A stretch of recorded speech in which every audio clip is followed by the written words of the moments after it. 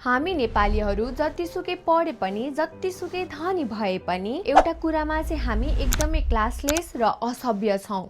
सुन्दा नराम्रो लाग्यो होला हैन, तर यो तितो सत्य हो। हाम्रो कन्डिसन कस्तो छ भने नि, लाइफ ड्यामेज मुभी हेर्न जान्छौं, 300 रुपैयाँको पपकर्न किन्छौं, खाइसकिसकेपछि त्यो खोल एकदमै भारी हुन्छ र त्यो खोललाई हामी आफू बसेको कुर्सीभित्र घुसाएर बाहिर निस्किन्छौं। म लाइन देख्यो कि मेरो त हतार छ, मसँग त समय नै छैन भनेर बिचमा घुस्ने, हस्पिटल र रेस्टुरेन्ट जस्ता साइलेन्ट जोनमा पनि ठुलो ठुलो स्वरले फोनमा बोल्दै आफ्नो सराउन्डिङलाई डिस्टर्ब गर्ने। हामीलाई नि आफ्नो प्राइभेट स्पेस मात्रै सफा र सुन्दर चाहिन्छ, पब्लिक स्पेस त आफ्नो नै होइन जस्तै गर्ने। अनि यसलाई चाहिँ भनिन्छ जिरो सिभिक सेन्स। हामी सबै सोच्छौं मैले मात्रै गरेर के हुन्छ र, तर नि यही मेन्टालिटीले गरेर देश बिग्रेको हो। इक्जाम्पलको लागि रुवान्डालाई हेरौं।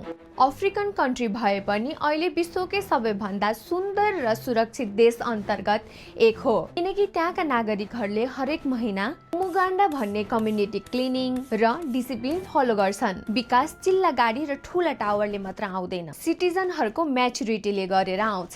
सुन्नुहोस्, नियम कानुन पुलिसको डरले होइन, आफ्नो कन्सियस माइन्डले फलो गर्नु हो। आफू बाटोमा हिँड्दा, आफूले खाएको केही कुरा फ्याल्दा, आफू फोनमा बोल्दाखेरि अरूलाई डिस्टर्ब हुन्छ कि भनेर सोच्नु नै म्याचुरिटी हो।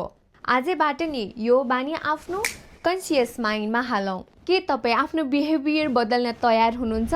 म त छु। यो भिडियो नि त्यस्ता साथीलाई सेयर र ट्याग गर्नुहोस् जसलाई सिभिक सेन्सको ट्युसन चाहिएको छ। See you in next video. Bye bye.